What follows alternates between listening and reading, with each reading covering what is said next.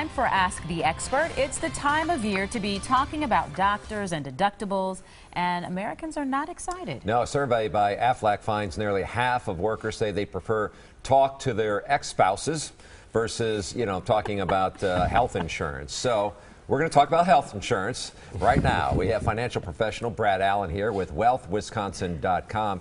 Yeah, it is a confusing topic for a lot of people, these deductibles, Right. Yeah, how much am I going to pay, how much am I going to spend? So get us started. Yeah, so we're looking at HSAs today. So an HSA is going to be, one of those tax-free accounts that you can use for medical purposes. This is a good thing. Oh, it's a great thing. Yeah. And the nice thing about it is, it rolls over every single year.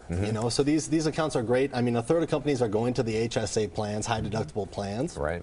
So that's definitely not so something good. to take a look at. No, that's not. Yeah. So while you say that it's great, it can roll over, are there any limitations to an HSA account? There are. So the limitations would be, there's a limit to how much you can put in per year. If you're single, it's $3,400 per year. If you're a family, it's $6,750. The good thing, though, is it's portable, right? So if it's your current place, you move to another job, you can still have it. Yep, it stays with you. Yeah. So what should, I'm sorry, go ahead. Are people using these health savings accounts? What can you use them for? You can't go out and buy groceries, right? No, you can't. You can. Not in retirement, you can. We'll talk about that in a minute. Okay. But, yeah, you can only use them for medical expenses. And you have to be careful what's qualified and what's not. Because if you use it for the wrong thing and it's not qualified, there's a 20% penalty on the amount you took out. And it's taxed if you take it out. So if my doctor says, Charles, you need a week in Hawaii.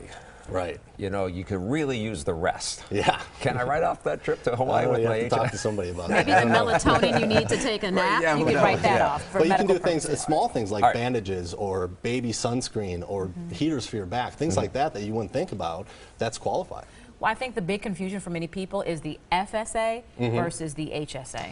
The FSA is going to be a flexible spending account. It's more of an employer plan. The biggest difference between the two is an FSA does not transfer every year, right? So if there's anything left at the end of the year, it just goes away. Use it or lose it. Exactly. The other difference too is if you leave your employer, it won't go with you, right? It stays at the employer. So two big differences between the FSA and HSA. Why would I use an FSA, thanks. Flexible savings account? Yes, why would I use a flexible as opposed to putting more money in my HSA? Sometimes companies don't offer HSAs. They'll offer an FSA just to stay with the company. An HSA is more of an individual plan, which does roll over and goes with you if you leave the company. I can use that for dental too?